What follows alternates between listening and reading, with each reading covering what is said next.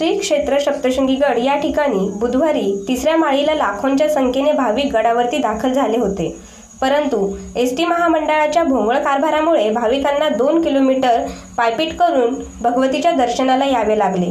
या ठिकाणी चैत्र व नवरात्र उत्सव मोठ्या जोरात होतो आणि यामध्ये बस महामंडळाला कोटी रुपयाचा फायदा देखील होतो। तरी सुद्धा एसटी महामंडळ एवढी उदासीनता का दाखवते? भाविकांबद्दल याकडे पण लक्ष केंद्रित केले पाहिजे, कारण ज्या भाविकांमुळे एसटी महामंडळाला इतका फायदा होत आहे आणि त्यांना चिखलात पायपीट करावी लागते याची शोकांतिका आहे। आता तरी प्रशासन जागं होईल का?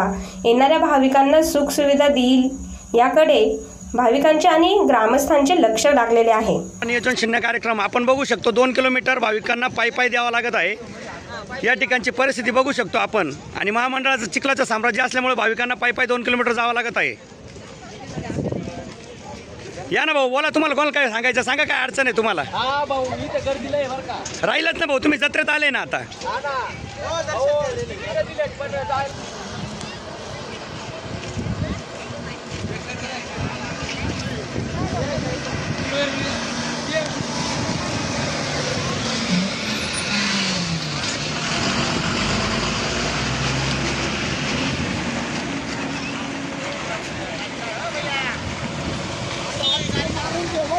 म्हणजे खालूनवर गाडी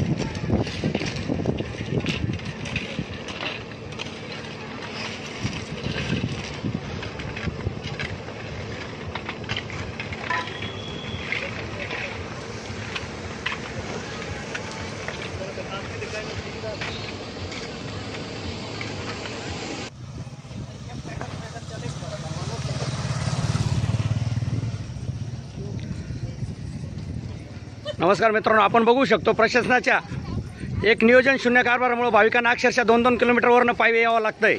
या ठिकाणी जे बसस्थानक आहे त्या बसस्थानमध्ये असे चिखलाचं साम्राज्य निर्माण झाल्यामुळे आपण बघू शकतो साधारणतः बसस्टॉपपासून भाविक 2 किलोमीटर पायी येत आहे। तसेच खाजगी वाहनांना परवानगी नसून सुद्धा खाजगी वाहनांची आपण परिस्थिती बघू शकतो। झालं 2 किलोमीटरपासून जर प्रवासी सर किती किलोमीटर ना बसनं लांब आले आपण? किती म्हणजे आता जे पायी चालत आले किती? 2 किलोमीटर। बघा मित्रांनो, या ठिकाणी जे प्रवासी आहेत साधारणतः प्रशासनाचं शून्य नियोजन कारभार या ठिकाणी नवरात्र उत्सवासाठी आपण बघू शकतो। बस स्थानकामध्ये अतिशय चिखलाचं साम्राज्य असल्यामुळे बघा भाविक स्वतः म्हणजे वैतागलेले आहे, ज्यांना दर्शनाची आस लागली होती भगवतीच्या, जे गेल्या 2 तासापासून पायी चालत आहे। आपण बघू शकतो येणाऱ्या भाविकांना काय परिस्थिती निर्माण झाली आहे, आणि वाहनांच्या लांबच लांब रांगा या ठिकाणी लागलेल्या आहे। ज्या ठिकाणी बसस्थानक आहे ते नांदुरी असेल किंवा सप्तशृंगीगड असेल, या ठिकाणी जे चिखलाचं साम्राज्य निर्माण झालं आहे, अतिशय नियोजन शून्य कारभार प्रशासनाच्या या ठिकाणी बघायला मिळत आहे। पोलीस टाइम न्यूज 24/7 साठी संपादकीय विभाग सोमनाथ मानकर, सप्तशृंगीगड।